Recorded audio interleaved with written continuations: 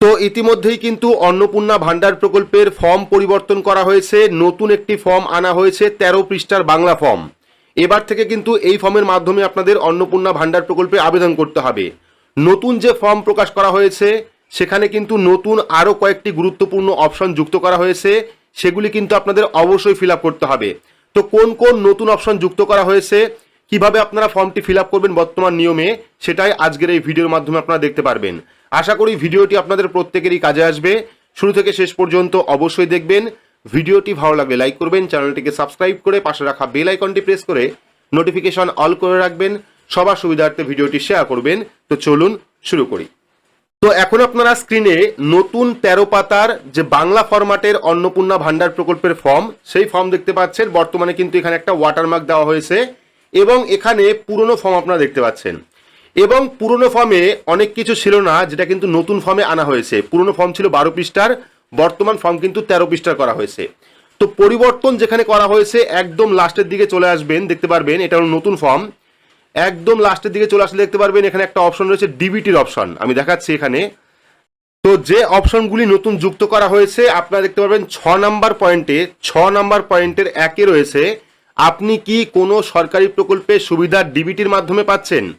এইবার এখানে যে গুরুত্বপূর্ণ পয়েন্টগুলি আপডেট করা হয়েছে, আমি পুরনো ফর্ম দেখাচ্ছি, এখানেও কিন্তু একই অপশন ছিল, আপনি কি সরকারি কোনো প্রকল্পের সুবিধা ডিবিটির মাধ্যমে পাচ্ছেন। এখানে ছিল পরিবারের প্রধান ছিল, বাকি যে সদস্যদের আপনি অ্যাড করবেন সেই সমস্ত সদস্যদের কারা কোন প্রকল্পের টাকা পেতেন ডিবিটির মাধ্যমে সেটা কিন্তু লিখতে হতো। যেমন আমাদের পশ্চিমবঙ্গে পিএম কিষাণ প্রকল্প, পরবর্তী সময় যুবসাথী প্রকল্প ডিবিটি লিঙ্কে ছিল।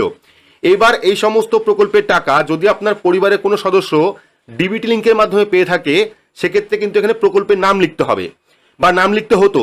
কিন্তু নতুন যে ফর্ম প্রকাশ করা হয়েছে সেই ফর্মে দেখতে পাচ্ছেন এখানে বলা হয়েছে আপনি কি কোনো সরকারি প্রকল্পের সুবিধা ডিবিটি লিঙ্কের মাধ্যমে পাচ্ছেন। এইবার দেখুন অপশনগুলি পরিবর্তন করা হয়েছে, পরিবারের প্রধান হ্যাঁ অথবা না, অর্থাৎ পরিবারের প্রধান ডিবিটি লিঙ্কের মাধ্যমে কোনো প্রকল্পের টাকা পাচ্ছেন কিনা, সেক্ষেত্রে হ্যাঁ অথবা নাতে টিক করতে হবে।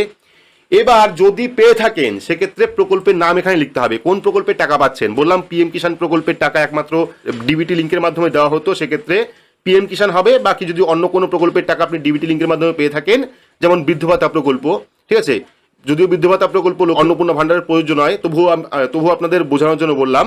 তো যদি আপনার পরিবারের প্রধান কেউ ডিবিটি লিঙ্কের মাধ্যমে সরকারি কোনো প্রকল্পের টাকা পেয়ে থাকেন, সেক্ষেত্রে প্রকল্পের নাম লিখতে পারবেন, সেক্ষেত্রে প্রকল্পের নাম লিখতে হবে। এবং আপনি কি এই প্রকল্পটি থেকে নিজেকে দেখতে পাচ্ছেন প্রত্যাহার করতে চান, এখানে বলা হয়েছে আপনি কি এই প্রকল্পটি থেকে নিজেকে প্রত্যাহার করতে চান।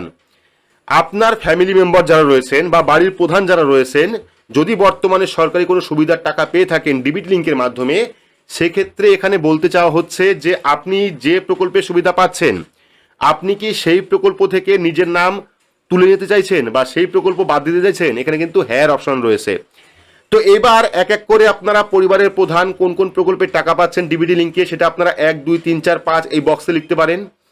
এই বক্সে লিখবেন, লেখার পর যদি আপনি চাইছেন যে এই সমস্ত প্রকল্পের টাকা আপনার দরকার নেই, সেক্ষেত্রে কিন্তু হ্যাঁ অপশনে টিক করতে হবে।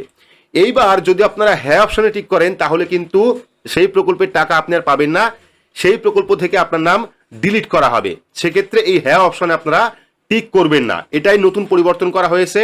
শুধু এই জায়গায় নয়, আরও জায়গায় দেখতে পাচ্ছেন এখানে সদস্য নাম্বার 1, যদি সদস্য নাম্বার 1 ডিবিটি লিঙ্কের মাধ্যমে কোনো সরকারি প্রকল্পের টাকা পেয়ে থাকেন, সেক্ষেত্রে প্রকল্পের নাম লিখতে হবে। এবং যদি আপনি সেই প্রকল্পের টাকা না পেতে চান, অর্থাৎ যে প্রকল্পের টাকা বর্তমানে পাচ্ছেন সেই প্রকল্পের টাকা না পেতে চান বা সেই প্রকল্প থেকে নিজের নাম ডিলিট করতে চান, সেক্ষেত্রে হ্যাঁতে টিক করতে হবে। হ্যাঁতে টিক করলে পরে কিন্তু আপনারা সেই প্রকল্পের টাকা বা সুবিধা আপনারা পাবেন না। তো এটাই কিন্তু মূল চেঞ্জ করা হয়েছে। বাকি একদম নিচে আসলে দেখতে পারবেন এখানে কিন্তু আবেদনপত্র গ্রহণ বা প্রত্যাখ্যানের জন্য সুপারিশ করছি, অর্থাৎ আপনি আবেদনপত্র গ্রহণ করছেন বা প্রত্যাখ্যান করছেন, এই জন্য কিন্তু সুপারিশের একটা তারিখ, স্থান, স্বাক্ষর বা নাম দেওয়া রয়েছে। তো এই আপডেটটি বর্তমানে করা হয়েছে। আগেই বললাম আগের যে ফর্ম ছিল সেটা 12 পৃষ্ঠা ছিল, বর্তমানে কিন্তু 13 পৃষ্ঠার নতুন ফর্ম প্রকাশ করা হয়েছে। তো এর আগের ভিডিওতে কিন্তু আমরা দেখিয়েছি যে অন্নপূর্ণা ভান্ডার প্রকল্পের সম্পূর্ণ ফর্ম ফিল আপ কেমন হবে, আপনারা দেখে নেবেন গিয়ে। অনেক বড় একটি ভিডিও, সেক্ষেত্রে আপনারা প্রত্যেকটা ইনফরমেশন জানতে পারবেন, কোন জায়গায় কোন লেখা লিখতে হবে বা কোথায় কোথায় কি ফিল আপ করতে হবে। অন্নপূর্ণা ভান্ডার প্রকল্পের ফর্ম জমা করার জন্য কোন কোন ডকুমেন্টের প্রয়োজন পড়বে, সেই সমস্ত ডকুমেন্ট কিভাবে জোগাড় করবেন এবং ফর্মটি আপনারা কোথায় জমা করবেন, এই নিয়ে কিন্তু বিস্তারিত ভিডিও আমাদের চ্যানেলে আপলোড করা আছে। ডেসক্রিপশন বক্সে ভিডিও লিঙ্ক পেয়ে যাবেন, গিয়ে আপনারা দেখে নেবেন।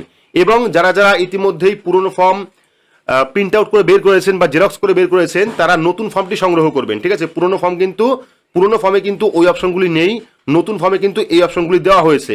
সেক্ষেত্রে আবেদন করার সময় অবশ্যই আপনারা নতুন ফর্ম দিয়ে আবেদন করবেন। পাশাপাশি যখন অনলাইন চালু হবে, অফলাইনে যেরকম ফর্ম রয়েছে অনলাইনেও কিন্তু একই রকম অপশন আপনারা দেখতে পারবেন। যদিও এখনো পর্যন্ত অনলাইন ফর্ম ফিল আপ শুরু হয়নি, যখন শুরু হবে অনলাইন আপনারা অন্নপূর্ণা ভান্ডার প্রকল্পের ফর্ম কীভাবে ফিল আপ করবেন সম্পূর্ণ স্টেপ কিন্তু ভিডিওর মাধ্যমে দেখাবো, সেই নিয়েও খুব তাড়াতাড়ি ভিডিও আসবে। তো ভিডিওটি আজকের মতো এইটুকুই, ধন্যবাদ।